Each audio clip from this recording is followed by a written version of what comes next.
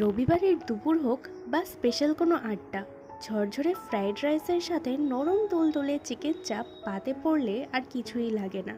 কিন্তু বাড়িতে বানালে চিকেন চাপের সেই পারফেক্ট রেস্টুরেন্টের স্বাদ আর গ্রেভির টেক্সচার আনাটাই হলো চ্যালেঞ্জ।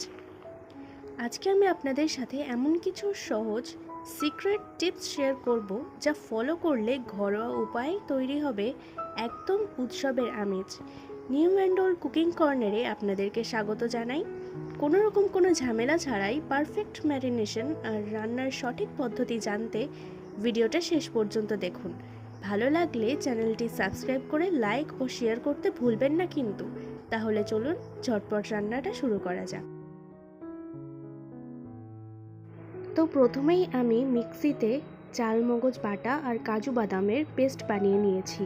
আর এদিকে আমি নিয়ে নিয়েছি আদা বাটা, রসুন বাটা এবং পেঁয়াজ বাটা। তারপর একটি পাত্রে মাংসগুলো ধুয়ে নিয়ে লেবুর রস মাখিয়ে আধ ঘন্টা রেখে দিতে হবে। তারপর দিয়ে দেবো আদা রসুন বাটা, কাজু বাদাম এবং চাল মগজের পেস্ট, টক দই, ছাতু, লঙ্কার গুঁড়ো, গুঁড়ো দুধ, বিরিয়ানি মশলা, স্বাদমতো লবণ, কেওড়া জল এবং গোলাপ জল, আর দিয়ে দেব অল্প একটু মিঠা আতর। এবার সব কিছু ভালোভাবে মিশিয়ে নিয়ে 2 থেকে 3 ঘন্টা মতন ম্যারিনেশন করে স্টোর করে রেখে দিতে হবে। তবে কেউ যদি ম্যারিনেশন করে ওভারনাইট ফ্রিজে রেখে দিতে পারে তাহলে আরও ভালো হয়। সম্পূর্ণ চিকেনটা আমার ম্যারিনেট করা হয়ে গেছে। এবার এটা আমি 2 থেকে 3 ঘন্টা স্টোর করে রেখে দেব। ফ্রায়েড রাইস তৈরির জন্য একটি কড়াইতে নিয়ে নিলাম সাদা তেল। এবার ওই তেলের মধ্যে আমি দিয়ে দিয়েছি কিশমিশ এবং কাজু বাদাম। কিশমিশ এবং কাজু বাদাম ভালোভাবে ভাজা হয়ে গেলে তুলে নেব। তারপর ওই একই তেলেই আমি দিয়ে দেব লবঙ্গ, এলাচ এবং দারচিনি। তারপর দিয়ে দেব কেটে রাখা সবজিগুলি। চিকেনগুলো ম্যারিনেট করে আমার প্রায় 3 ঘন্টা হয়ে গেছে। এবার আমি চিকেনগুলো একে একে ফ্রাই করে নেব।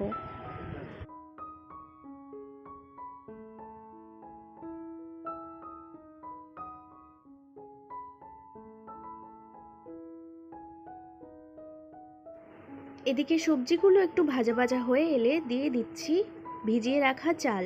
এই চাল কিন্তু আমি প্রায় আধ ঘন্টা মতন ভিজিয়ে রেখেছিলাম। রাইসটা কিন্তু একটু সময় নিয়ে নাড়াচাড়া করতে হবে, না হলে কিন্তু কড়াই লেগে যেতে পারে। রাইস এবং সবজি একসাথে নাড়াচাড়া করার পর দিয়ে দিচ্ছি স্বাদমতো লবণ।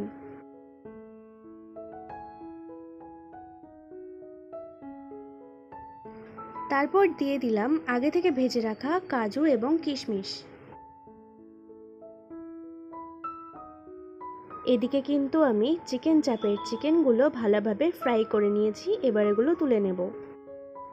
তারপর আবারও একইভাবে বাকি চিকেনগুলো ভেজে নিতে হবে।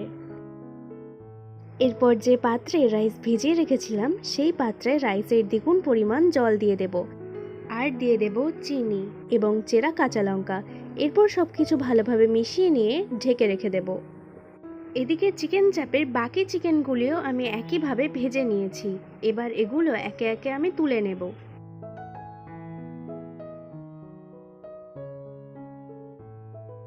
এরপরে একই তেলে আমি দিয়ে দিলাম লবঙ্গ, দারচিনি এবং এলাচ। এবার একবার ভালোভাবে ভেজে নিয়ে দিয়ে দেব পেঁয়াজ বাটা। চিকেন ম্যারিনেট করার পর যে এক্সট্রা গ্রেভি ছিল তাতে একটু জল মিশিয়ে কড়াইতে দিয়ে দিলাম।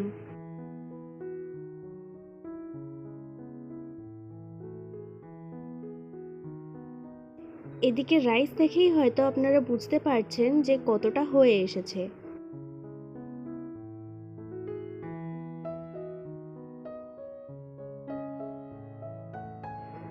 অন্যদিকে মশলা থেকে তেল ছাড়তে শুরু করলে দিয়ে দিতে হবে ভেজে রাখা চিকেনগুলি।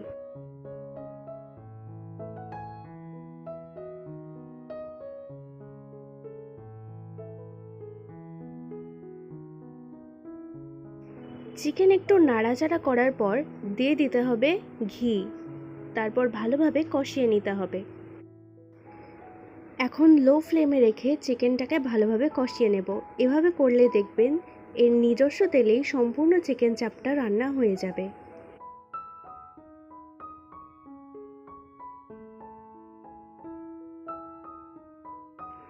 এবার ফ্রাইড রাইসেও দিয়ে দিলাম ঘি। ঘিটাকে এবার রাইসের সাথে ভালোভাবে মিক্স করে নিতে হবে। তারপর আবারও কিছুক্ষণের জন্য ঢাকা দিয়ে রেখে দেব। এদিকে চিকেন চাপ কিন্তু আমাদের সম্পূর্ণ রেডি হয়ে গেছে। এখন শেষ পর্যায়ে দিয়ে দেব গরম মশলা গুঁড়ো।